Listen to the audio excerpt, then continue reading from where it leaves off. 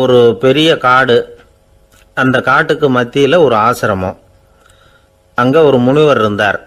பல இடங்கள்லேருந்து வர்ற குழந்தைகளுக்கு அவர் பாடம் சொல்லி கொடுத்துக்கிட்டு இருக்கிறார். ஏழை பணக்காரர் அப்படிங்கிற வித்தியாசம்லாம் கிடையாதுங்க. எல்லாரும் அவர்கிட்ட தங்கள் பிள்ளைகளை அனுப்பி வச்சாங்க. மன்னர்களுடைய பிள்ளைங்க கூட அங்கே அவர்கிட்ட தான் படிக்கிறதுக்கு வருவாங்க. ஆனால் அந்த முனிவரை பொறுத்த வரைக்கும் எல்லா பிள்ளைங்களும் ஒன்று தான். இது யார் வீட்டு பிள்ளைன்னெல்லாம் பார்க்க மாட்டார், எல்லாரும் சமம்.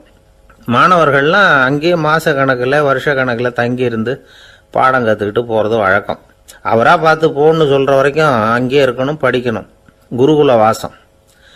ஒரு சமயம் ஒரு ராஜகுமாரனும் அவர்கிட்ட படிச்சுக்கிட்டு இருந்தான். அவனுக்கு ஒரு 15 வயசு இருக்கும். சில வருஷம் கழித்து இந்த முனிவர் தன்கிட்ட இருக்கிற மாணவர்களுக்கெல்லாம் பரீட்சை வச்சார். அவங்களுடைய அறிவு முதிர்ச்சியை கணிக்கிறதுக்காக பல சோதனைகள்லாம் வச்சார். ஒவ்வொருத்தராக பார்த்து இனிமேல் நீங்கள் உங்கள் வீட்டுக்கு போகலாம் அப்படின்னு சொல்லி அனுப்பி வச்சுக்கிட்டு இருக்கிறார். எல்லாரும் போயிட்டாங்க. கடைசியாக மிஞ்சி இருந்தது ஒரே ஒரு மாணவன். அவனை மட்டும் வீட்டுக்கு அனுப்பல. யார் அந்த பையன் தெரியுமா? அவன்தான் அந்த ராஜகுமாரன். ராஜகுமாரனுடைய தந்தைக்கு, அதுதான் அந்த ராஜாவுக்கு, அங்கே வயசு ஏறிக்கிட்டே போகுது. என்ன இது, படிக்க போன பையன் இன்னும் திரும்பி வரலையே அப்படின்னு நினைச்சார். வந்துட்டா சீக்கிரமாக அவனுக்கு பட்டம் கட்டிவிட்டு நாம் விலகிக்கலாமே அப்படின்னு நினச்சாரு. கல்யாணம் வேற பண்ணி பார்க்கணும் பையனுக்கு. ஆனால் பையன் வர்ற வழியை காணும். ராஜா பார்த்தார். சரி, நேர்லேயே போய் என்னன்னு தெரிஞ்சுட்டு வந்துடுவோம் அப்படின்னு காட்டுக்கு புறப்பட்டார். அங்கே போய் முனிவரை பார்த்தார். முனிவர் இவரை அன்பாக வரவேற்று உட்கார வச்சார். அதுக்கப்புறம் ராஜா மெதுவா, எல்லாரையும் வீட்டுக்கு அனுப்பி வச்சுட்டிங்களாமே, ஏன் பிள்ளைய மட்டும் அப்படின்னு சொல்லி மெதுவாக இழுத்தார். முனிவர் இதுக்கு உடனே பதில் சொல்லலை. ராஜாவை கூப்பிட்டுட்டு போய் விருந்தினர் குடிசையில் தங்க வச்சார். அதுக்கப்புறம் சொன்னார், உங்கள் மகன் எல்லா பாடங்கள்லேயும் முதலிடம் வாங்கியிருக்கான். இப்படி முதலாவதாக வர்ற மாணவனுக்கு நாங்கள் இன்னொரு தேர்வு வைக்கிறது வழக்கம். அதுலேயும் அவன் முதலாவதாக வந்துட்டான்னா அவன் ஒரு பெரிய வித்வான் அப்படிங்கிற கௌரவத்தை அடைஞ்சிருவான் அப்படின்னார். அதாவது முனிவர் அப்படி சொல்கிறார். அப்படி சொல்லிவிட்டு போயிட்டார் அவர். ராஜா அங்கேயே தங்கிட்டார். ராத்திரி படுத்து தூங்கினார். காலையில் எழுந்திரிச்சு அந்த குடிசைக்கு வெளியில் வந்தார் பல்லு விளக்கிறதுக்காக. அந்த சமயத்தில் தூரத்தில் ஒருத்தன் ஒரு கையில் கோடாலியை வச்சுக்கிட்டு தலையில் ஒரு பெரிய விறகு கட்டை சுமந்துக்கிட்டு வந்துக்கிட்டு இருக்கிறது மாதிரி தெரிஞ்சது. யாராவது விறகு வெட்டியாக இருக்கும் அப்படின்னு நினைச்சார் ராஜா. கிட்ட வந்ததும் உத்து பார்க்குறாரு. பார்த்தா அது தன்னோட புள்ள. திகைச்சு போயிட்டார். என்ன இது, ஒரு ராஜகுமாரனை கூட இது மாதிரி வேலையெல்லாம் செய்ய சொல்கிறாங்களே அப்படின்னு நினைச்சார். ராஜகுமாரன் விறகு கட்டை கொண்டுகிட்டு போய் கொல்லை பக்கம் வச்சான். அந்த சமயம் முனிவர் அங்கே வந்தார். என்ன மகனே, விறகு வெட்டிட்டு வந்துட்டியா? சரி, இப்போ ஒரு துடைப்பத்தை எடுத்துக்கோ, விருந்தினர் குடிசையின் வாசல் பக்கத்தை கூட்டி பெருக்கி சுத்தம் பண்ணு போ அப்படின்னார். அப்படியே செய்கிறேன் குருவே அப்படின்னு சொல்லிவிட்டு போனான். சுத்தம் பண்ண ஆரம்பிச்சிட்டான். ராஜா பார்த்தார் இதை. உடனே ஓடியாந்தார். மகனே, என்ன காரியம் பண்ணுற? துடைப்பத்தை கீழே போடுனார். இப்போ அந்த ராஜகுமாரன் சொல்கிறான், தந்தையே, இது என்னுடைய குருதேவரோட உத்தரவு. இங்கே நான் ஒரு மாணவன். இங்கே அரசனும் ஒன்று தான், ஆண்டியும் ஒன்று தான். குருதேவர் சொல்கிறத மறுக்காமல் செய்கிறது தான் எங்கள் கடமை அப்படின்னா. இந்த சமயம் முனிவர் அங்கே வந்தார். இவனை முதுகில் தட்டி கொடுத்தார். அப்புறம் ராஜா கிட்ட சொன்னார், அரசே, உங்கள் புள்ள எங்கள் கடைசி தேர்வுலையும் வெற்றி பெற்றுட்டான். பணிவு தான் மாணவர்களின் மிக உயர்ந்த குணம். குருநாதர் சொல்றது மனசுக்கு பிடிக்கலன்னா கூட மறுக்காம செய்யணும். அப்படி செய்யறதுனால எதை செய்யலாம் எதை செய்யக்கூடாது அப்படிங்கிற விவேகம் அவங்களுக்கு வந்துடும். செய்யக்கூடாததை கூட பெரியவங்க சொல்லிவிட்டா செஞ்சுதான் ஆகணும் அப்படிங்கிற பணிவு அவங்களுக்கு வந்துடும். இந்த குணம் வந்துட்டுதுன்னா அவங்க எத்தனை கடினமான வேலையா இருந்தா கூட ரொம்ப சுலபமா செஞ்சு முடிச்சிருவாங்க. தூக்கத்திலேயும் அப்புறம் துக்கத்திலேயும் தோண்டு போட மாட்டாங்க. இந்த பணிவும் விவேகமும் அவங்க கிட்ட மன உறுதியை ஏற்படுத்தும். அந்த உறுதி உங்க பையனுக்கு வந்தாச்சு. இனிமே அவனை நீங்க அழைச்சிட்டு போகலாம். அவன் நிச்சயமா பேரும் புகழும் பெறுவான் அப்படின்னாரு. ராஜா அவரை பார்த்து, குருதேவா, புரிஞ்சுக்கிட்டேன், என்னை மன்னிக்கணும் அப்படின்னாரு. அதுக்கப்புறம் மகனை அழைச்சிக்கிட்டு நாட்டுக்கு திரும்பி வந்துட்டார். இந்த கதையை இன்று ஒரு தகவலில் சொல்லுங்க சார், உங்கள் நிகழ்ச்சியில் சொல்லுங்க சார் அப்படின்னு சொல்லி மாணவர்கள் கேட்டால் பணிவாக இருக்கிறது எப்படி அப்படிங்கிறத புரிஞ்சுக்குவாங்க அப்படின்னு சொன்னார் ஒருத்தர்.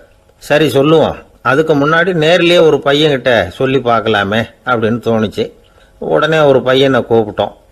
ஏன்பா உங்கள் வாத்தியார் உனக்கு இது மாதிரி ஒரு பரீட்சை வச்சா என்ன பண்ணுவேன் அப்படின்னு கேட்டோம். நானும் அப்படி தான் சார் நடந்துக்குவேன், விறகு வெட்டுவேன், தொடப்பத்தினால கூட்டி சுத்தம் பண்ணுவேன், உடனே செஞ்சு முடிச்சிருவேன் சார் அப்படின்னா. பலே பரவாயில்லையே அப்படின்னோம். ஆமாம் சார், அப்படி செஞ்சால் தானே வீட்டுக்கு அனுப்புவார், இல்லைன்னா இன்னொரு வருஷம் இங்கேயே இருந்து படின்னு சொல்லி விடுவார், அதனால் அப்படி செய்வேன் அப்படிங்கிறான் அந்த பையன். ஒரு ஊரில் ஒரு ஞானி இருக்கிறார், ரொம்ப பெரிய ஞானி, ரொம்ப வயசாயிட்டுது. கடைசி காலத்தில் அவர்கிட்ட சில பேர் வந்தாங்க. உங்கள் குரு யார் அப்படின்னு கேட்டாங்க. அவர் நிமிர்ந்து பார்த்தார். எனக்கு ஆயிரக்கணக்கான குருமார்கள் உண்டு, அவங்க பேரெல்லாம் சொல்லணும்னா இந்த காலம் பத்தாது, ஆனால் முக்கியமான ஒரு 3 பேரை பற்றி மட்டும் உங்களுக்கு சொல்கிறேன் அப்படின்னாராம். அப்புறம் சொன்னார், அந்த 3 பேரில் ஒருத்தன் ஒரு திருடன். ஒரு சமயம் ஒரு பாலைவனம் வழியாக நான் போய்கிட்டு இருந்தேன். அப்போது வழி தவறி போய் ஒரு கிராமத்துக்கு போயிட்டேன். அது இருட்டு நேரம், நடு ராத்திரி, ஊரே உறங்கி போச்சு. அந்த நேரத்தில் ஒரு ஆள் மட்டும் ஒரு வீட்டு சுவத்தில் ஏதோ பண்ணி உள்ளே நுழையிறதுக்கு முயற்சி பண்ணிகிட்டு இருக்கிறான். அவங்கிட்ட போய் நான் இன்னைக்கு இங்கே எங்கே தங்க முடியும் அப்படின்னு கேட்டேன். அதுக்கு அவன், இந்த ராத்திரி வேளையில் அது ரொம்ப சிரமம், ஒரு திருடனோட உங்களால் தங்க முடியும்னா நீங்கள் என்னோட தங்கலாம் அப்படின்னா. நான் அவங்க கூட 1 மாதம் தங்கியிருந்தேன். ஒவ்வொரு நாள் ராத்திரியும் இப்போ நான் என்னுடைய வேலைக்கு போகிறேன், நீங்கள் ஓய்வு எடுத்துக்கோங்க அப்படின்னு சொல்லிவிட்டு போவான். அவன் திரும்பி வந்த உடனே உனக்கு ஏதாவது கிடைச்சிதான்னு நான் கேட்பேன். அதுக்கு அவன், இன்னைக்கு ராத்திரி ஒன்றும் இல்லை, நாளைக்கு மறுபடியும் முயற்சி பண்ணுவேன் அப்படின்பா. எப்பவும் அவன் நம்பிக்கை இழந்ததே கிடையாது, எப்பவும் சந்தோஷமாகவே இருப்பான். நானும் ரொம்ப காலமாக தியானம் பண்ணிக்கிட்டே இருந்தேன், ஒன்றுமே நடக்கலை. ஆனால் நான் என்ன பண்ணேன் தெரியுமா, மனசு வருத்தப்படும், நம்பிக்கை இழந்துருவேன். அப்போல்லாம் அந்த திருடனுடைய விடாமுயற்சி தான் ஞாபகத்துக்கு வரும். அதனால் அந்த திருடன் எனக்கு ஒரு குரு. என்னுடைய 2வது குரு யாருன்னா அது ஒரு நாய். இது எப்படின்னா, ஒரு சமயம் எனக்கு ரொம்ப தாகமாக இருந்தது, ஒரு நதியை நோக்கி போய்கிட்டு இருந்தேன்.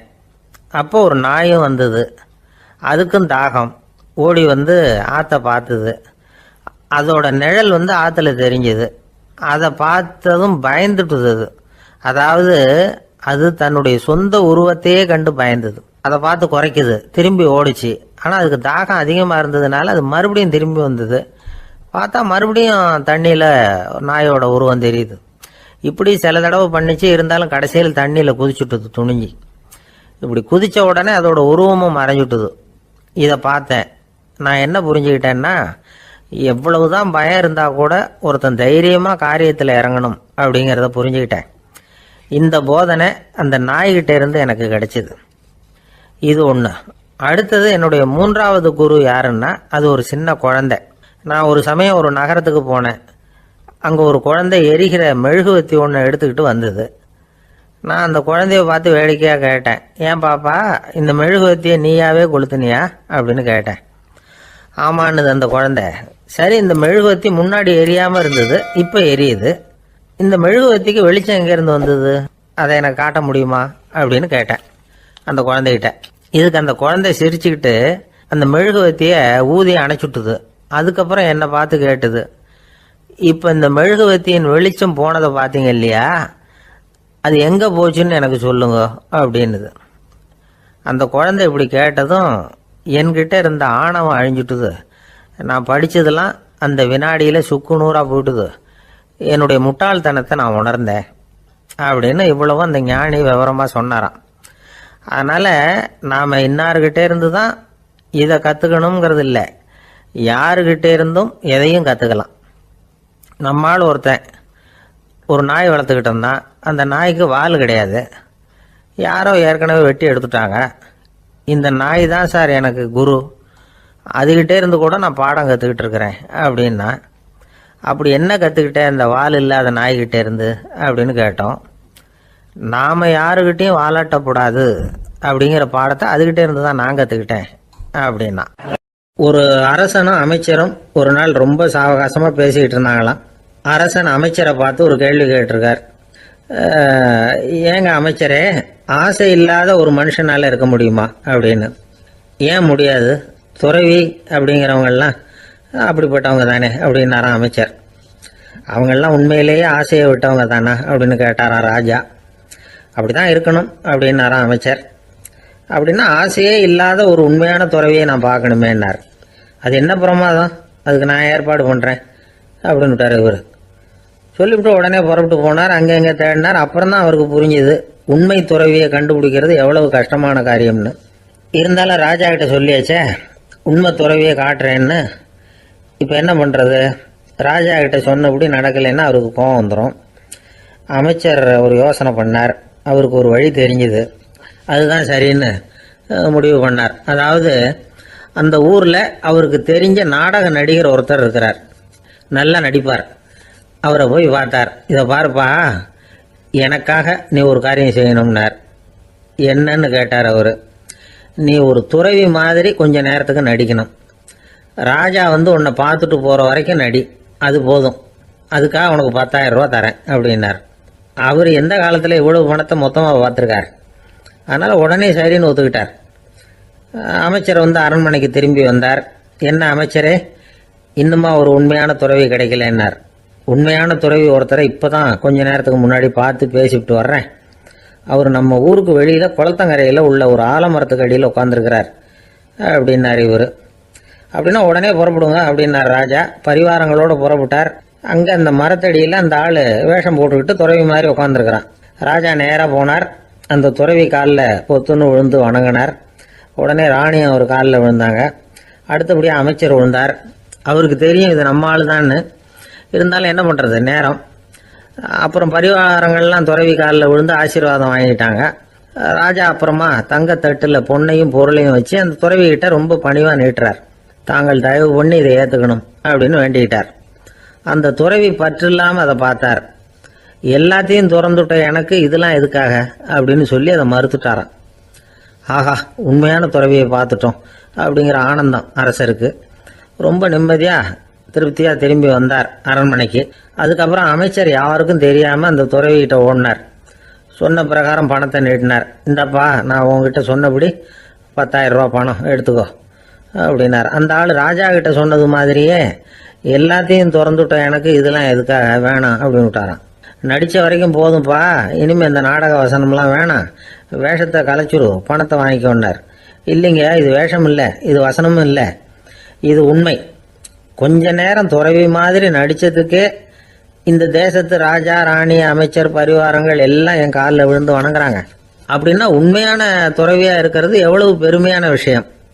நான் உண்மையான துறவியாக ஆக போகிறேன், அப்படி முடிவும் பண்ணிட்டேன் அப்படின்னார் அந்த நடிகர். வேஷம் கூட எப்படிப்பட்ட விளைவுகளை உண்டு பண்ணுது பார்த்தீங்களா. நம்மால் ஒருத்தன் ரொம்ப வசதியாக தான் இருந்தான். ஒரு நாள் அவன் சொத்து பூரா திருட்டு போட்டுது. அதுக்கப்புறம் இவன் துறவி மாதிரி ஆயிட்டான். ஊர் ஊராக சுற்றினான். ஒரு குருநாதரை தேடி கண்டுபிடிச்சான். அவர்கிட்ட சீடனாக சேர்ந்துக்கிட்டான். அவனை பார்த்து ஒருத்தர் கேட்டார், நீ உண்மையான சீடன் தானான்னு. இல்லைங்க, சீடன் மாதிரி நடிச்சுக்கிட்டு இருக்கிறேன் அப்படின்னா. அது குரு துரோகம் இல்லையா அப்படின்னு கேட்டார் அவர். இல்லைங்க, நான் பண்ணது குரு துரோகம் இல்லை, என் குரு பண்ணது தான் துரோகம். என்னுடைய பணத்தை கொள்ளையடிச்சது இவர் தான். அதை எங்கே வச்சிருக்காருன்னு கண்டுபிடிக்கிறதுக்காக தான் இவர்கிட்ட சீடனா சேர்ந்துருக்கிறேன் அப்படின்னானா. ஒரு ஊரில் ஒரு பெரிய ஞானி இருந்தார். அவர் படுக்கையில் இருந்தார். இன்னும் கொஞ்ச நேரம்தான் அவர் இந்த உலகத்தில் இருக்க போகிறார். அவரை சுற்றி ஏகப்பட்ட கூட்டம். ஏற்கனவே அவருடைய உபதேசங்களை கேட்டவங்க பல பேர் அவரை சுற்றி நிற்கிறாங்க. அந்த ஞானி மெதுவாக கண்ணை திறந்து பார்க்குறார். எல்லாரும் அவருடைய கடைசி வார்த்தையை கேட்கறதுக்காக அவளோட காத்துக்கிட்டு இருக்கிறாங்க. அந்த ஞானி மெதுவாக பேச ஆரம்பித்தார். நான் என்னுடைய வாழ்நாள் பூராவும் உங்களுக்கு நிறைய போதனைகள் சொல்லிக்கிட்டு இருக்கிறேன். பேரானந்தம், மகிழ்ச்சி, தியானத்தன்மை, இதை பற்றியெல்லாம் சொல்லியிருக்கிறேன். இப்போ நான் வேற ஒரு கரைக்கு போய்கிட்டு இருக்கிறேன். நான் இனிமேல் இந்த கரையில் இருக்க மாட்டேன். நீங்கள் நான் சொன்னதையெல்லாம் கேட்டீங்க, ஆனால் எதையும் நீங்கள் நடைமுறைப்படுத்தி பார்க்கல. எல்லாம் கேட்டதோடு சரி, அதோட விட்டுவிட்டீங்க. அப்புறம் அதை தள்ளி போட்டுக்கிட்டே வந்துட்டீங்க. மேலும் அதை தள்ளி போடுறதுல எந்த பிரயோஜனமும் கிடையாது. இப்போ நான் போய்கிட்டு இருக்கிறேன். உங்களில் யாராவது என்னோட வர்றதுக்கு தயாரா அப்படின்னு கேட்டார். அவ்வளவுதான், யாரும் வாயை திறக்கல. ஒரே மௌனம், சத்தமே இல்லை. ஒருத்தர் பார்த்துக்கிட்டே நிற்கிறாங்க. அந்த கூட்டத்தில் ஒரு ஆள் அந்த ஞானி கூடவே 40 வருஷத்துக்கு மேலே இருந்திருக்கிறான். அவனும் வாயை திறக்காமல் இன்னொருத்தன் முகத்தை பார்த்துக்கிட்டே நிற்கிறான். இந்த சமயத்தில் பின்னாடி நின்றுக்கிட்டு இருந்த ஒருத்தன் கையை தூக்கினான். ஞானி அவனை பார்த்தார். சரி, ஒருத்தனுக்காவது நம்மோட வர்றதுக்கு தைரியம் இருக்குது அப்படின்னு நினைச்சார். ஆனால் அந்த ஆள் என்ன சொன்னான் தெரியுமா? ஐயா, நீங்கள் கேட்குறப்போ நான் உடனே எழுந்திருக்கல, கையை மட்டும்தான் தூக்கினேன். என்ன காரணம்னா, நான் எப்படி அடுத்த கரைக்கு வந்து சேர்றதுங்கிறது தெரிஞ்சுக்கிறதுக்காக தான். அந்த விவரத்தை மட்டும் இப்போ உங்ககிட்ட இருந்து நான் தெரிஞ்சுக்க ஆசைப்படுறேன். ஏன்னா இப்போ நான் உங்கள் கூட வர்றதுக்கு தயாராக இல்லை. எவ்வளவோ காரியங்களை நான் இன்னும் இங்கே முடிக்க வேண்டியிருக்குது. வீட்டுக்கு ஒரு விருந்தினர் வந்திருக்கிறார். என்னுடைய இளைய மகனுக்கு கல்யாணம் பண்ணி வைக்கணும். அதனால் இன்னைக்கு உங்கள் கூட வர முடியாது. அது மட்டும் இல்லை, இப்போ உங்கள் கூட அடுத்த கரைக்கு வந்தால் திரும்பி வர முடியாதுன்னு வேற சொல்கிறீங்க. அதனால் இப்போ நான் வரல. இன்னொரு நாள் நிச்சயமாக நான் வர்றேங்க, வந்து உங்களை சந்திக்கிறேன். அதனால் இப்போ நீங்கள் இன்னொரு தடவை எங்களுக்கு விளக்கமாக சொல்லணும். ஏற்கனவே பல தடவை சொல்லியிருக்கிறீங்க. தயவு பண்ணி இப்போ ஒரு தடவை சொன்னீங்கன்னா சௌகரியமாக இருக்கும். அந்த அடுத்த கரையை அடையிறது எப்படி, இப்போ ஒரு தடவை அதை விளக்கமாக சொல்லிட்டீங்கன்னா நல்லா ஞாபகப்படுத்திக்குவேன். அது சரியான சமயம் வர்றப்போ இது எனக்கு உதவியாக இருக்கும் அப்படின்னு நானா. ஆனால் உண்மை என்ன தெரியுமா, அந்த சரியான சமயம் வரவே இல்லை அப்படிங்கிறது தான் உண்மை. இப்படி அந்த கதை முடியும். இந்த கதை அந்த ஒரு ஆளுக்கு மட்டும் இல்லை, கிட்டத்தட்ட எல்லாருக்குமே அது பொருந்தும் அப்படிங்கிறாங்க விவரம் தெரிஞ்சவங்க. எல்லாருமே அந்த சரியான தருணத்துக்காக தான் காத்துக்கிட்டு இருக்கிறாங்களாம். அதுக்காக ஜோசியம் பார்க்குறாங்க, கைரேகை பார்க்குறாங்க, நாளைக்கு என்ன நடக்குங்கிற ஆவலில் எல்லாரும் காத்துக்கிட்டு இருக்கிறாங்க. ஆனால் அந்த ஒரு நாள் ஒருபோதும் வரப்போகிறதில்ல. நீங்கள் தள்ளி போடுறதுக்காக பல அர்த்தமில்லாத காரணங்களை தேடுறீங்க அப்படிங்கிறார் ஒரு ஞானி. காத்திருக்கிறதுலேயே நம்ம காலம் ஓடி போயிடுது. ஏன்னா இன்னைக்கு நாம் சிந்திக்கிறது நாளைக்கு நாம் சிந்திக்கிறது இல்லை. ஒவ்வொரு நாளும் ஒவ்வொரு மாதிரி போயிடுது. நாளைக்கு மறுநாளை பற்றியே சிந்திக்கிறோம். இப்படியே அது பாட்டுக்கு போயிடும். கரையை தொட்டு பார்க்குறது எப்போ, இதுதான் கேள்வி. நமக்கு வேண்டியப்பட்ட ஒருத்தர் ஒரு ரயில்வே பிளாட்ஃபாரத்தில் நின்றுட்டு இருக்கிறார். அங்கே இருக்கிறவங்க கிட்ட கேட்குறாராம், விசாரிக்கிறார். ஏங்க கிழக்க போகிற ரயில் போயிட்டுதுங்களான்னாராம். போயிட்டுதுன்னு இருக்கிறாங்க. கொஞ்ச நேரம் கழிச்சு ஏங்க மேற்க போகிற ரயில் போயிட்டுதுங்களான்னு கேட்டிருக்காரு. போயிட்டுதுங்களான் இருக்காங்க. அப்புறம் கொஞ்ச நேரம் கழிச்சு மறுபடியும் ஏங்க 10:30 மணி வண்டி போயிட்டுதான்னு கேட்டிருக்காரு. தொடர்ந்து காலையிலேருந்து சாயந்தரம் வரைக்கும் இப்படி ஒரே இடத்துல நின்றுட்டு கேட்டுக்கிட்டே இருக்கிறார். இதை பார்த்துக்கிட்டு இருந்த ஒருத்தர் அவர்கிட்ட ஏங்க நீங்கள் எங்கே போகணும் அப்படின்னு கேட்டாராம். இவர் மெதுவாக சொன்னாராம், இந்த ரயில்வே லைனை தாண்டி அந்த பக்கம் போகணும் அப்படின்னாராம். ஒரு நாள் காலை நேரம் ஒரு குரு படுக்கையை விட்டு எழுந்திருக்கிறார். உடனே சீடர்களை பார்த்து எல்லாரும் இப்படி வாங்கங்கிறார். எல்லாரும் வர்றாங்க வேகமாக. என்னங்க வேணும் உங்களுக்கு அப்படிங்கிற மாதிரி எல்லாரும் குருவை பார்த்தாங்க பயபக்தியோட. குரு அந்த சீடர்களை பார்த்து, இதை பாருங்க, இப்போ நான் ஒரு சிக்கலான விவகாரத்தில் மாட்டிக்கிட்டு இருக்கிறேன், அதை நீங்கள் தீர்த்து வச்சா நல்லதுன்னார். சீடர்களுக்கு ஒன்றும் புரியல.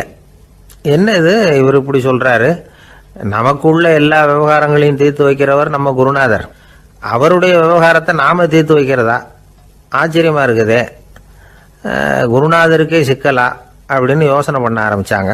இருந்தாலும் ரொம்ப பணிவாக கேட்டாங்க, சுவாமி உங்களுக்கே சிக்கலா, இந்த உலகத்து சிக்கல்களுக்கும் சிரமங்களுக்கும் அப்பாற்பட்டவர் அல்லவா தாங்கள், அப்படிப்பட்ட உங்களுக்கு சிக்கல்னா அது எப்படி அப்படின்னாங்க. எனக்கு ஏற்பட்டிருக்கிற சிக்கல் அவ்வளவு பெருசு, ரொம்ப பெரிய விவகாரம் அது அப்படின்னார் குரு. கொஞ்சம் விவரமாக சொல்லுங்க அப்படின்னாங்க இவங்க. இப்போ அந்த குரு விவரத்தை சொன்னார். அதாவது நேற்று ராத்திரி நான் ஒரு கனவு கண்டேன். அந்த கனவுல நான் ஒரு பட்டாம்பூச்சியாக மாறிட்டேன். அப்படி மாறி ஒவ்வொரு மலராக பறந்து போய் உட்காந்து தேன் சாப்பிட்டேன் அப்படின்னார். சீடர்கள் இதை கேட்டதும் ரொம்ப திகைச்சு போயிட்டாங்க. என்ன இது ஒரு பெரிய பிரச்சனையா, ஒரு சாதாரண கனவு கண்டதுக்காகவா இந்த காலை வேளையில் நம்மளையெல்லாம் குருநாதர் இவ்வளவு அவசரமாக கூப்பிட்டுருக்கார் அப்படின்னு நினச்சாங்க. இருந்தாலும் கேட்டாங்க, இதில் என்ன சிக்கல் சுவாமி, கனவுங்கிறது எல்லாருக்கும் வரத்தானே செய்யும் அப்படின்னார் ஒரு சீடர். சீடர்களே, பிரச்சனை அது இல்லை. நான் இன்னைக்கு காலையில் கண்ணு முழிச்சு பார்த்தப்போ நான் நானாக மறுபடியும் மாறிட்டேங்கிறத தெரிஞ்சுக்கிட்டேன். இதில் சிக்கல் என்னன்னா, இப்போ அந்த பட்டாம்பூச்சி தான் நானாக ஆயிட்டதாக கனவு கண்டுகிட்டு இருக்கா அப்படிங்கிறது தான். ஒரு மனுஷன் பட்டாம்பூச்சி ஆகிறதாக கனவு காண முடியுங்கிறப்போ அந்த பட்டாம்பூச்சியும் மனுஷனாக ஆகிறதாக கனவு காண முடியும் இல்லையா? இப்போ எனக்கு யதார்த்த நிலை தெரியணும், எது நிஜம்னு தெரியணும்.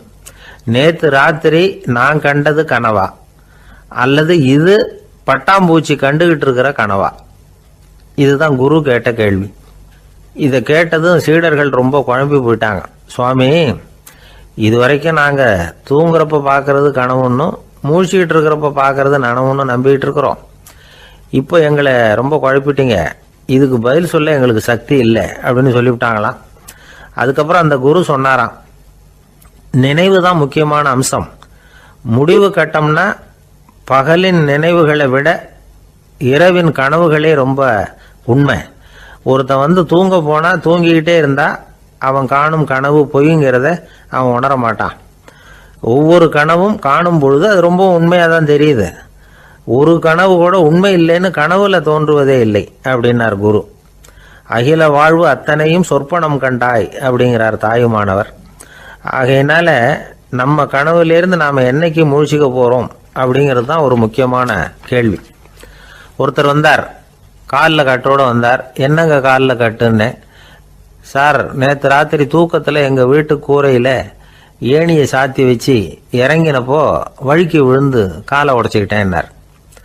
உங்கள் வீட்டில் தான் ஏணியே கிடையாது சார் அப்படின்னு. உண்மைதான் சார், நான் கீழே விழுந்து முழிச்சுக்கிட்டதுக்கு அப்புறம் தானே ஏணி இல்லைங்கிறது எனக்கு ஞாபகம் வந்தது அப்படின்னார். கங்கை கரை தோட்டம் பக்கத்தில் ஒரு ஆசிரமம், அங்கே ஒரு பெரியவர் தங்கி இருக்கிறார். அவர் தான் ராமகிருஷ்ண பரமஹம்சர். அந்த ஆசிரமம் இருந்த இடம் கரக்பூர். வங்காளத்தில் பொதுவாக எல்லாரும் மீன் சாப்பிட்றது உண்டு. கங்கையில் குளிச்சுட்டு கையில் ஒரு மீனோடு வர்றது வழக்கம். இவர் இருக்கிற இடத்துக்கு கங்கையில் படகு வழியாக வரணும். அப்படி தான் எல்லாரும் வருவாங்க. வர்றவங்கள ஒன்று கூட்டி ஆன்மீக விஷயங்களை பற்றி பேசிக்கிட்டு இருப்பார். ஒவ்வொரு நாள் ஒவ்வொருத்தர் நகரத்துக்கு போகணும். வரும்பொழுது மீன் கொண்டுகிட்டு வரணும். அதுக்கு ஒரு அட்டவணையே உண்டு ஆசிரமத்தில். அது பிரகாரம் ஒரு நாள் சுவாமி யோகானந்தர் படகுல போனார். படகை செலுத்தினவங்க ராமகிருஷ்ணரையும் சுவாமி யோகானந்தரையும் மற்றவங்களையும் பித்தர்கள் அப்படின்னு சொல்லி ஏளனமாக பேசினாங்க. அவங்க என்ன பைத்தியம் பிடிச்சவங்க அப்படிங்கிறது மாதிரி. சுவாமி யோகானந்தருக்கு ரொம்ப மென்மையான இதயம். இவங்க இப்படி கண்ணாபின்னான்னு பேசுகிறத பார்த்தா மீனை வாங்கிட்டு திரும்புகிறப்போ என்ன நடக்குமோ அப்படிங்கிற பயம் வேற வந்துட்டுது அவருக்கு. அவ்வளவு மென்மையானவர். இதை தெரிஞ்சுக்கிட்ட ராமகிருஷ்ணர், யோகானந்தா இங்கே வா அப்படின்னு கூப்பிட்டார். இவர் கண்ணீரை தொடச்சிக்கிட்டே கிட்ட போனார். சொன்னார், ஐயா, படகு ஓட்டுறவங்க உங்களை பற்றி மோசமாக பேசுகிறாங்க.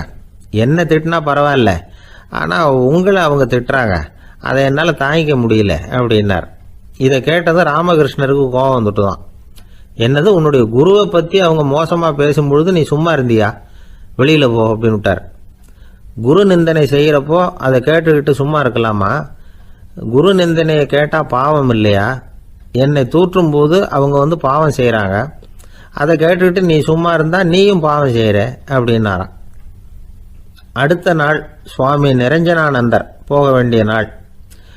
இவர் படகுல போகும்பொழுதும் அதே மாதிரி நடந்துதான். அவங்க மோசமாக பேச ஆரம்பித்தாங்க, திட்ட ஆரம்பித்தாங்க. அப்படி கேலி பண்ண ஒருத்தனை இவர் என்ன பண்ணார், பலார்னு கன்னத்தில் அரைஞ்சிட்டார். இன்னொருத்தனை கங்கையில் தூக்கி எறியறதுக்கும் தயாராகிட்டார். அதுக்கப்புறம் அவங்க யாரும் வாயை திறக்கலை. மீன் வாங்கிட்டு வர்றப்பவும் படகுல ஒரே அமைதி. அவ்வளவு பயம் அவங்களுக்கு. ராமகிருஷ்ணர் கூப்பிட்டு விசாரித்தார் என்ன நடந்ததுன்னு. இவர் சொன்னார், அவர் யோகானந்தா போகும்பொழுது என்ன நடந்ததோ அப்படியே தான் இப்பவும் நடந்தது. குரு நிந்தனை செய்கிறத கேட்டுக்கிட்டு நான் சும்மா இருப்பேனா? ஒருத்தனை அப்படியே அரைஞ்சுட்டேன், இன்னொருத்தனை ஆற்றுல தூக்கி போட்டுருவேன்னு பயமுறுத்தினேன், அவ்வளவுதான் அப்படின்னாராம். இப்போவும் ராமகிருஷ்ணருக்கு கோபம் வந்துட்டு தான். என்ன இது, அணியறது காஷாயம், இருக்கிறது ஆசிரமம், உனக்கு இவ்வளவு கோபம் வந்ததுன்னா அப்புறம் என்னத்துக்கு ஆசிரமத்தில் இருக்கணும்? பிரம்மச்சாரி எப்பவும் அமைதியாக இருக்கணும் அப்படின்னு அறிவுரை சொன்னாராம் ராமகிருஷ்ணர். அப்போ இவர் கேட்டாராம், ஏங்க அவருக்கு ஒரு விதமான அறிவுரை சொன்னீங்க, எனக்கு வேற விதமாக அறிவுரை சொல்கிறீங்க, இதில் எது உண்மை அப்படின்னு கேட்டிருக்கார். இதுக்கு ராமகிருஷ்ணர் சொன்ன பதில் என்னன்னா, அட அசடே, சக்கரத்தில் காற்று அதிகமாக இருந்தால் குறைக்கணும், குறைச்சலாக இருந்தால் கூட்டணும். அவன் சாது, அவனுக்கு அதிக உணர்ச்சி தேவை, உனக்கு படபடப்பு அதிகம், உனக்கு பொறுமை தேவை அப்படின்னாராம். இதில் உள்ள கருத்து என்னன்னா, கல்விங்கிறது எப்படின்னா அதை சூழ்நிலைக்கு தகுந்த மாதிரி கற்பிக்கணும். எல்லாருக்கும் ஒரே மாதிரி கற்பிக்கக்கூடாது. கேட்குற ஒரு தகுதி, புரிஞ்சுக்கிற திறமை, இதை பொறுத்து கல்வி அமையணும். ஆரம்ப காலத்தில் ஒரு குரு, அப்போ ஒரு சீடன் இருந்தான். அது வேடிக்கையான குரு, வேடிக்கையான சீடன். ஒரு ஆசிரமம். ஒரு நாள் ஒருத்தன் அவசரமாக அந்த குருவை தேடி வந்திருக்கிறான். என்ன விஷயம்னு விசாரித்தார் குரு. உங்கள் சீடர் என்னை அடிச்சுட்டார் அப்படின்னு புகார் பண்ணானா அந்த ஆள். குரு சீடனை கூப்பிட்டார். அடிச்சியா இந்த ஆளை அப்படின்னு கேட்டாராம். ஆமான் இருக்கான் சீடன். ஏன் அடிச்சே? அப்படின்னு கேட்டாராம். இந்த ஆள் உங்களை பற்றி மட்டமாக பேசிவிட்டான், என்னால் அதை தாங்கிக்க முடியல, அதனால தான் அடிச்சுட்டேன்ருக்கான். அப்படி என்ன பேசினா அப்படின்னு கேட்டாராம். உன்னுடைய குருநாதர் இப்போல்லாம் அர்த்தமில்லாமல் பேச ஆரம்பிச்சுட்டார் அப்படின்னு சொல்லிவிட்டான், அதனால தான் அடிச்சுட்டேன் அப்படின்னு நானாம். அதுக்காக அடித்தே அப்படின்னாராம். நான் அதுக்காக அடிக்கலை குருவே, இப்பெல்லாம் நீங்கள் அர்த்தமில்லாமல் பேசுகிறதாக அவன் சொல்கிறான், அப்படின்னா இதுவரைக்கும் நீங்கள் அர்த்தத்தோடு பேசினதாகத்தானே அர்த்தம், அது தப்பு தானே, அதனால தான் அடித்தேன் அப்படின்னு நானாம். ஒரு ஊரில் ஒரு இளைஞன் இருந்தான். ஒரு நாள் அவன் ஒரு குருவை தேடிக்கிட்டு புறப்பட்டான். ஊரை விட்டு வெளியில் போனான். போகிற வழியில் ஒரு காடு. அந்த காட்டில் ஒரு மரத்தடியில் ஒரு பெரியவர் உட்காந்துருக்கிறார். அமைதியாக மௌனமாக அவர் அமர்ந்திருக்கிறார். இந்த பெரியவரை விசாரிக்கலாம், குருவை தேடி கண்டுபிடிக்கிறதுக்கு இவர் ஏதாவது ஒரு வழி சொல்லி கொடுப்பார் அப்படின்னு நினச்சிக்கிட்டு அவர் நெருங்கினான். ஐயா, எனக்கு ஒரு குரு தேவை, எங்கே கிடைப்பார், அவரை எப்படி அடையாளம் கண்டுபிடிக்கிறது, அதை பற்றி ஏதாவது விவரம் சொன்னீங்கன்னா நான் கண்டுபிடிச்சிக்குவேன் அப்படின்ட்டுருக்கான். பெரியவர் நிமிர்ந்து பார்த்தார். தம்பி, அது ரொம்ப சுலபம். அவர் வயசானவராக இருப்பார், என்னை விட சுமார் 30 வயசு அதிகமாக இருக்கும். அவர் ஒரு மரத்தடியில் தான் உட்காந்துருப்பார் அப்படின்ட்டுருக்கான். சரிங்க பெரியவரே, அது என்ன மாதிரியான மரம், எப்படி இருக்கும் அப்படின்னு கேட்டிருக்கான். பெரியவர் அந்த விவரங்களையும் சொல்லியிருக்கிறாரு. அது மட்டும் இல்லை, சந்திக்கிற நாள், நேரம், வினாடி முதற்கொண்டு எல்லா விவரங்களையும் துல்லியமாக சொன்னாராம். இவ்வளவு விவரங்களை இவரால் எப்படி சொல்ல முடியுது அப்படின்னு இவனுக்கு ஆச்சரியம். இருந்தாலும் அந்த பெரியவர் கடைசியாக ஒரு விவரம் சொன்னார். அது என்ன தெரியுமா, எப்படியும் நீ அவரை சந்திக்கிறதுக்கு ஒரு 30 வருஷம் ஆகும் அப்படின்னு சொல்லிவிட்டாராம். ரொம்ப நன்றிங்க பெரியவரே அப்படின்னு சொல்லிவிட்டு அந்த இளைஞன் புறப்பட்டுருக்கான். இப்போ அவனுக்கு குரு பற்றின விவரம் எல்லாம் கிடைச்சிட்டுது, சந்திக்கிற நேரமும் தெரிஞ்சுட்டுது. ஆனால் 30 வருஷம் அவரை தேடி அலைய வேண்டியிருக்குமே. அவன் தேட ஆரம்பித்தான். காடு மலை எல்லாம் சுற்றி அலைஞ்சான். பல வருஷங்கள் தேடினான், அழுத்து போயிட்டான். கடைசியில் அவனுக்கும் வயசாகிட்டுது. கடைசியில் தன்னுடைய சொந்த ஊருக்கே திரும்பி போயிட்டு இருந்தான். அங்கே ஒரு மரத்தடியில் அவன் தேடிக்கிட்டு இருந்த குருநாதர் கிடைச்சார். யார் அவருன்னா, 30 வருஷத்துக்கு முன்னாடி வழி சொல்லி கொடுத்தாருல அதே பெரியவர். அவருக்கு இப்போ 30 வயசு அதிகமாக இருந்தது. அதே மரம், அன்னைக்கு பெரியவர் சொன்ன அடையாளம் இப்போ பொருத்தமாக இருந்தது. இப்போ அந்த பெரியவர் சொன்னார், சரியாக வந்து சேர்ந்துட்டேன், வா, உனக்காக தான் நான் இவ்வளவு காலமும் காத்துக்கிட்டு இருந்தேன் அப்படின்னாரான். என்ன சொல்கிறீங்கன்றிருக்கான். 30 வருஷத்துக்கு முன்னாடி என்கிட்ட வந்தியே, அப்போவே என் காலம் வந்து முடிஞ்சு போயிருந்தது. அப்போவே என்ன உனக்கு அடையாளம் தெரியல, அதனால் இவ்வளவு காலம் உனக்காக காத்துட்டு இருக்கும்படி ஆயிட்டுது அப்படின்னாராம். ஐயா, அப்போவே நீங்கள் சொல்லியிருக்கலாமே, இதுதான் 30 வருஷம் கழித்து நீ சந்திக்க போகிற இடம், நான் தான் உன்னுடைய குரு அப்படின்னு சொல்லியிருக்கலாமே அப்படின்ட்டுருக்கான். அந்த பெரியவர் சிரிச்சுக்கிட்டே இதுக்கு பதில் சொன்னாராம். நான் எவ்வளவோ விவரமாக தான் சொன்னேன், நீ சரியாக புரிஞ்சிக்கல. காரணம், அப்போ நீ போதுமான அளவுக்கு பக்குவம் பெற்றிருக்கவில்லை, அதனால் புரியும் சக்தி இல்லாமல் போயிட்டுதப்போ 30 ஆண்டு காலம் நீ அலைஞ்சி தெரிஞ்சிருக்கிற. அது காரணமாக இப்போ உனக்கு அந்த பக்குவம் வந்துட்டுது, அதனால தான் அடையாளம் காண முடிஞ்சது, நானே உன்னுடைய குரு அப்படின்னாராம். இதுலேருந்து என்ன தெரியுதுன்னா, ஆன்மீகத்தில் மாணவனாக சேர்றதுக்கு கூட ஒரு பக்குவத்தன்மை தேவைப்படுது. ஒரு பெரிய ஞானி, அவர்கிட்ட சீடனாக இருக்க ஒருத்தன் வந்தான், எதிரில் நின்னான். ஞானி அவனை வெகு நேரம் உற்று பார்த்தார். அப்புறம் சொன்னார், சீடனாக இருக்கிறது ரொம்ப சிரமம்னார். நான் தயாராக இருக்கிறேன்னா. அது இன்னமும் சிரமமாச்சே, இங்கே வந்து குருவாக இருக்கிறது மட்டுமே சுலபம் அப்படின்னாராம். அப்படின்னா நான் குருவாகவே ஆயிடுறேன் அப்படின்னானா. இது போலவே இந்த காலத்தில் கதை ஒன்று உண்டு. ஒரு பள்ளிக்கூடத்தில் வகுப்பு ஆசிரியர் மாணவனை திட்டிக்கிட்டு இருந்தார். டேய், நீ 100க்கு 10 மார்க்கு தான் வாங்கிட்டு இருக்க, இவ்வளவு மோசமாக நீ படித்தா கடைசியில் மாடு மேய்க்கிறது கூட லாய்க்கு இல்லாதவனா ஆயிடுவேன், அதுக்கப்புறம் என்ன செய்ய போகிறேன் அப்படின்னாராம். பையன் தலையை சொரிஞ்சிக்கிட்டே சொன்னானா, சார் அப்படின்னா ஒன்று செய்கிறேன் அப்படின்னானா. இவர் கேட்டிருக்கார், என்ன செய்ய போகிறேன்னு. வேற என்ன சார், உங்களை மாதிரி ஒரு ஆசிரியர் ஆகிடுறேன் அப்படின்னானா. பக்தின்னு சொல்கிறோம் இல்லையா, அது வந்து 3 வகைப்படும் அப்படிங்கிறார் ஒரு பெரியவர். அது என்ன 3 வகைன்னா, தெய்வ பக்தி, அடியார்கள் பக்தி, குரு பக்தி. அடியார் பக்தியை விட, தெய்வ பக்தியை விட குரு பக்தி தான் ரொம்பவும் சிறந்ததுங்கிறார் அவர். தெய்வத்துக்கிட்ட செஞ்ச பாவம் குருநாதர்கிட்ட தீர்ந்துருமா, குருநாதர்கிட்ட செஞ்ச பாவம் தெய்வத்துக்கிட்ட போனாலும் தீராதான். இப்படி பெரியவங்களாம் சொல்லி வச்சிருக்கிறாங்க. ஒரு காடு, அங்கே அயோத தௌமியர் அப்படின்னு ஒரு தபோதனர், அவர் பல மாணவர்களை ஒன்றா சேர்த்து ஒரு குருகுலம் நடத்திக்கிட்டு இருக்கிறார். பல தரப்பட்டவங்க, பல திறப்பட்டவங்க மாணவர்கள் அதில் சேர்ந்து படிச்சுக்கிட்டு இருக்கிறாங்க. பாஞ்சால ராஜகுமாரன் ஒருத்தனும் அந்த குருகுலத்தில் சேர்ந்து படிச்சுக்கிட்டு இருக்கிறான். அவன் பேர் ஆருணி, பெரிய இடத்து புள்ள. இருந்தாலும் படிப்பில் ரொம்ப கெட்டிக்காரனாக இருந்தான். அவன் தான் அங்கே முதல் மாணவன். ஒரு நாள் குருநாதர் அந்த அரசகுமாரனை கூப்பிட்டார். நம்ம குருகுலத்துக்கு சொந்தமான வயலில் தண்ணீர் பெருகி வெள்ளம் வந்து பயிரை வந்து அழிக்குதான். அதனால் நீ போய் மடையை அடைச்சிட்டு வந்துரு அப்படின்னார். அந்த அரசகுமாரன் உடனே புறப்பட்டான்.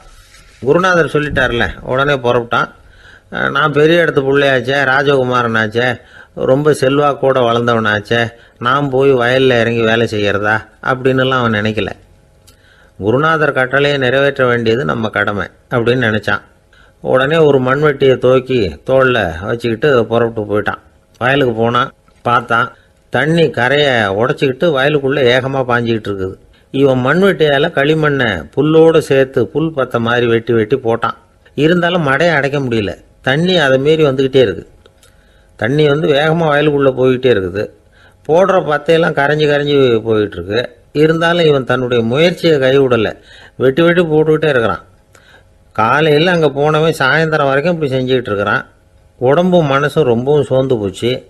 இருந்தாலும் குருநாதர் இட்ட கட்டளையை நிறைவேற்றாமல் இருக்கிறோமேங்கிற ஒரு குறை அவனுக்கு இருக்குது. குரு கட்டளையை நிறைவேற்றாத நான் வந்து இன்னமும் இருக்கணுமா அப்படின்னு யோசனை பண்ண ஆரம்பிச்சிட்டான். என்ன செய்யலாம்னு பார்த்தான்.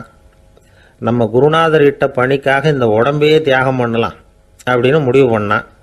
தண்ணி பாயுதில் அதுக்கு குறுக்க விழுந்து அப்படியே மடையை அடைச்சிக்கிட்டு அப்படியே படுத்துட்டான். இது மற்றவங்களுக்கு தெரியாது. அன்னைக்கு ராத்திரி ஒரு விளக்கு முன்னாடி உட்காந்து குருநாதர் பிள்ளைங்களுக்கு பாடம் சொல்லி கொடுத்துக்கிட்டு இருக்கிறார். முதல் வரிசையில் இருக்கக்கூடிய ராஜகுமாரனை காணலை. நம்ம ஆருணி எங்கே போனா அப்படின்னு சொல்லி மற்ற மாணவர்களை விசாரித்தார். இப்போ அவங்க சொன்னாங்க, சுவாமி அவன் காலையில் வயலுக்கு வந்து மடையை அடைக்கிறதுக்காக போனான், நீங்கள் தான் போக சொன்னீங்க, இன்னும் திரும்பி வரல அப்படின்னு அவர் பையன். குருநாதர் உடனே ஒரு தீவெட்டி எடுத்துக்கிட்டு மாணவர்களை அழைச்சிக்கிட்டு வயலுக்கு போனார். அங்கே போய் பார்த்தா ஆளை காணும். ஆருணி ஆருணின்னு சொல்லி சத்தம் போட்டு கூப்பிட்டு பார்க்குறார். நான் இங்கே இருக்கேன் குருநாதா அப்படின்னு காலுக்கு அடியிலேருந்து ஒரு சத்தம் வருது. குனிஞ்சு பார்த்தா அவன் மடையில் படுத்துருக்கிறான். என்னப்பா இதுன்னார். காலையிலேருந்து இந்த மடையை அடைச்சி பார்த்தேன் சுவாமி, முடியல, அதனால் இப்படி குறுக்க படுத்துட்டேன். என்னை தாண்டறதுக்கு பயந்து போய் தண்ணியே தேங்கி நின்றுட்டுது அப்படின்னா. அவனுடைய குரு பக்தியையும் அவனை தாண்டறதுக்கு அஞ்சு நிற்கிற தண்ணி தேக்கத்தையும் பார்த்துட்டு எல்லாரும் ரொம்ப ஆச்சரியப்பட்டு போயிட்டாங்களாம். ஆருணி எழுந்திரிச்சு வா அப்படின்னு கூப்பிட்டாரான் குருநாதர். அவன் தண்ணீரை பொழந்துக்கிட்டு எழுந்திரிச்சு வந்தானான். அதனால் அவனுக்கு வந்து உத்தாலகன் அப்படின்னு ஒரு பேர். உத்தாலகன்னா தண்ணீரை பிளந்தவன் அர்த்தம். அந்த உத்தாலகன் மாதிரி இந்த காலத்து மாணவர்களுக்கும் குரு பக்தி வேணும் அப்படின்னு சொன்னோம் ஒரு பள்ளிக்கூடத்தில். உடனே நிறைய மாணவர்கள் எழுந்திரிச்சு நின்னாங்க. சார், நீங்கள் எங்களை வந்து இன்னமும் சரியாக புரிஞ்சுக்கலன்னு நினைக்கிறோம். அன்னைக்காவது ஒருத்தன் அப்படி இருந்தான், இன்னைக்கு ஏகப்பட்ட உத்தாலகர்கள் இருக்கிறோம். எங்கள் வாத்தியார் கட்டளை இட்டா இப்போவே அது மாதிரி வயலுக்கு போய் மடையில் குறுக்கப்படுத்துக்கிறதுக்கு இந்த வகுப்பில் உள்ள அத்தனை பேரும் தயாராக இருக்கிறோம் அப்படின்னாங்க. அப்படியா அப்படின்னு சொல்லி கேட்டோம் ரொம்ப சந்தோஷமாக. ஒருத்தன் ரொம்ப அடக்கமாக எழுந்திரிச்சான். அப்புறம் சொன்னான், ஆமாம் சார், வகுப்பில் வந்து இவர் நடத்துகிற பாடத்தை கேட்டுக்கிட்டு இருக்கிறத விட பேசாமல் போய் மடையில் படுத்துடுறது ஒன்றும் கஷ்டம்